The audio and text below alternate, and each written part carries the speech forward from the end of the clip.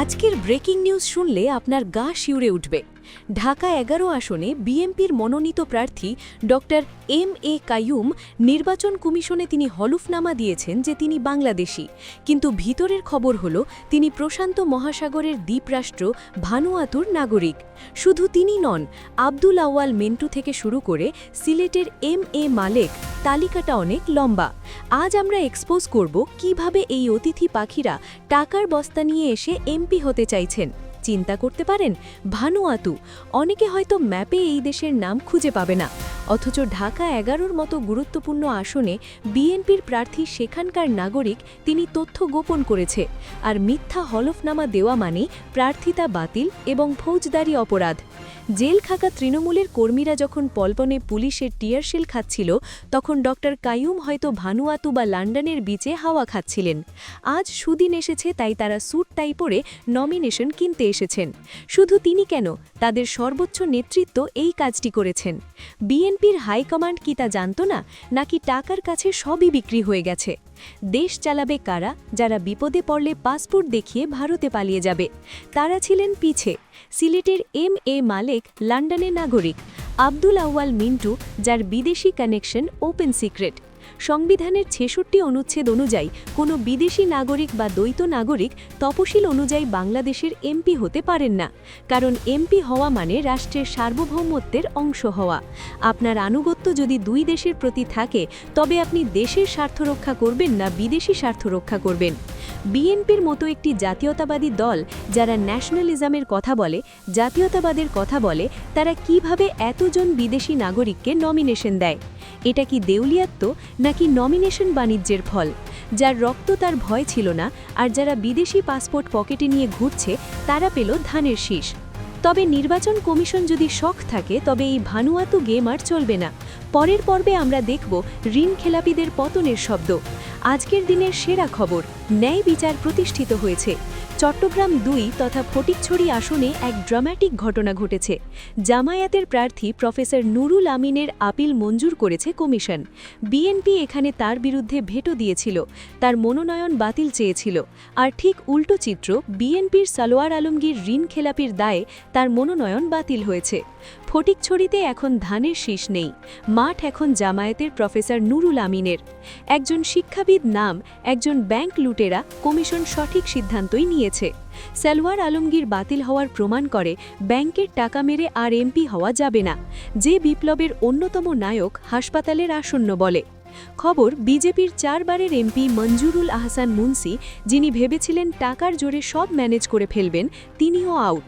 সব শেষ, তার মনোনয়ন ঋণ খেলাপির দায়ে উক্তভাবে বাতিল করেছে নির্বাচন কমিশন। আজ তাদের জন্য এটা বিশাল স্বস্তি। জনগণ একজন ঋণ খেলাপিদের চায় না, তারা তারুণ্য চায়। মুন্সির পতন প্রমাণ করে পুরনো পাপ কাউকে ছাড়ে না।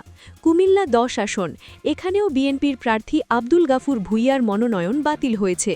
অভিযোগ, সুতা আনার নামে বিদেশি মদের চালানের মামলার তথ্য গোপন করেছেন তিনি। মানে মাদক ব্যবসায়ী ও বিএনপির একজন এমপি প্রার্থী। এখানে শিবিরের সাবেক সভাপতি ইয়াসিন আরাফাতের জয় এখন নিশ্চিত। শুধু আজকে বিএনপির ২ হেভিউইট প্রার্থীর উইকেট পড়ল। এটা কি অশনি সংকেত, নাকি পাপের ফল? দেশ চালাবে তারা যারা অন্য দেশের নাগরিক, যারা জনগণের টাকা মেরে লোন শোধ করে না। কমিশন যদি এমনই স্ট্রিক্ট থাকে, তবে বিএনপির তালিকা আরও ছোট হয়ে যাবে। আজ ২ জন গেছে, কিন্তু লাইন আপে আছে আরও ২২ জন।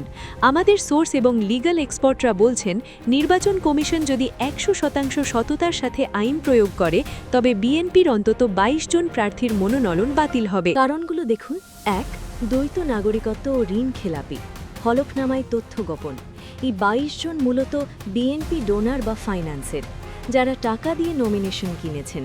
এরা কেউই দলের দুর্দিনের কাণ্ডারি নন। এদের প্রার্থিতা বাতিল হলে বিএনপির ৯০ আসনের টার্গেট নেমে আসবে ২৬৮তে। আর যদি বিদ্রোহীদের কমানো না যায়, তবে সংখ্যাটা আরও কমবে। তৃণমূলের কর্মীরা গোপনে খুশি, তারা আনন্দ মিছিল করছেন। তারা বলছেন, ভালোই হয়েছে, টাকার গরমে যারা উড়ে এসেছিল তাদের ডানা ছেঁটে দেওয়া হয়েছে। কিন্তু দলের জন্য স্ট্র্যাটেজিস্টের নির্বাচনের মাত্র ১০-১২ দিন আগে ২২ জন প্রার্থী হারানো মানে ২২টি আসন উপহার দিয়ে দেওয়া। এখনই বাতিল হওয়া প্রার্থীরা হাইকোর্টে যাবেন, কোটি কোটি টাকা খরচ করবেন উকিলদের পিছনে। কিন্তু সংবিধানের ৬৬ অনুচ্ছেদ খুবই পরিষ্কার। দ্বৈত নাগরিকত্ব থাকলে, মামলা গোপন করলে কিংবা ঋণ খেলাপি হলে আপিল করেও কোনো লাভ নেই। কাইয়ুম বানিয়ে ছেড়েছে। বাংলাদেশ হতে চাইলেও তথ্য গোপনের অপরাধে তিনি ফেঁসে যাবেন। বিএনপির লিগ্যাল উইং এখন দিশেহারা।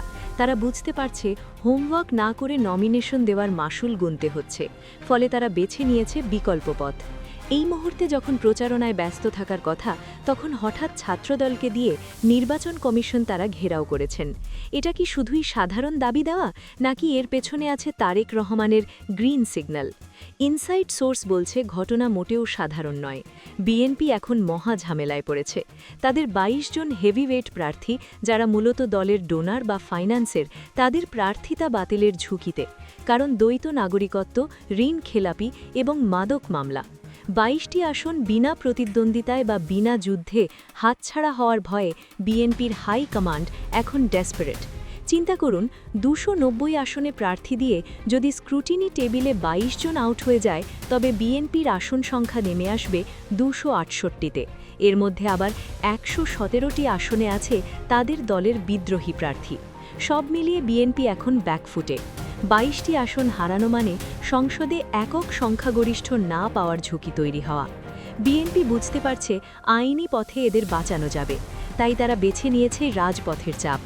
আজকের এই ঘেরাও মূলত কমিশনকে একটি ওয়ার্নিং দেওয়া যে আমাদের প্রার্থীদের গায়ে হাত দিলে আগুন জ্বলবে। তবে তারা শেষমেশ সে পথেও হেরে গেলে নতুন একটি কৌশল নেবে। রাজনীতিতে শত্রু যখন কমন হয়, তখন বন্ধুত্বও হয়ে যায়। বিএনপির ২২টি আসনে যদি প্রার্থী বাতিল হবে, বিএনপি কি করবে? তারা কি জামাতকে জিততে দেবে? প্রশ্নই আসে না। জামাত এখন তাদের প্রধান রাইভাল বা প্রতিপক্ষ। তাহলে অপশন কি? অপশন হলো ইসলামী আন্দোলন বাংলাদেশ বা চরমোনাই। বিএনপি জানে জামাতকে ঠেকানোই এখন তাদের মেন চ্যালেঞ্জ। যে ২২টি আসনে বিএনপির প্রার্থী থাকবে না, সেখানে জামাত শক্তিশালী। বিএনপি তাদের ভোট ব্যাংক জামাতকে দেবে না, তাই তারা মন্দের ভাল হিসেবে চরমোনাইকে সমর্থন দিতে পারে। আর চরমোনাই বিভিন্ন আসনে যেখানে তারা মনোনয়ন সাবমিট করেনি, সেখানে বিএনপিকে সাপোর্ট দেবে। এটাকেই বলা হচ্ছে ন্যাচারাল অ্যালায়েন্স। বিএনপি ভাববে চরমোনাই জিতলে সমস্যা নেই, তারা সরকার গঠন করবে না, কিন্তু জামাল জিতলে আমাদের গদি নড়বড়ে হবে।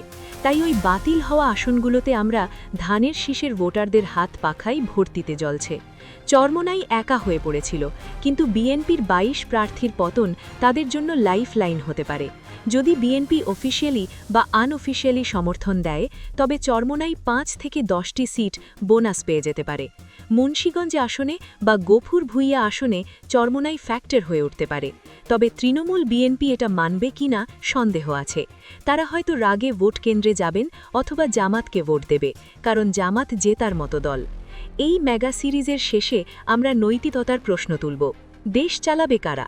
যাদের পকেটে ভানুয়াতু, লন্ডন বা আমেরিকার পাসপোর্ট, যারা ব্যাংকের ১,০০০ কোটি টাকা মেরে দিয়ে সিআইবি রিপোর্টে ব্ল্যাকলিস্টেড, নাকি যারা এই দেশের মাটিতে জেল খেটেছে, রক্ত দিয়েছে? বিএনপি যদি এই ব্লাড করিনা এবং ঋণ খেলাপিদের ঝেঁটিয়ে বিদায় না করে, তবে জনগণ ব্যালেটে তাদের বিদায় করবে। দর্শক, আপনি কি মনে করেন? তার মন্তব্যের ঘরে জানাবেন। এই ভিডিওটা ভালো লাগলে অবশ্যই লাইক দিন, কমেন্টে আপনার মতামত জানান, আর এমন আরও ভিডিও পেতে চ্যানেলটা সাবস্ক্রাইব করুন। দেখা হবে পরের ভিডিওতে। ধন্যবাদ।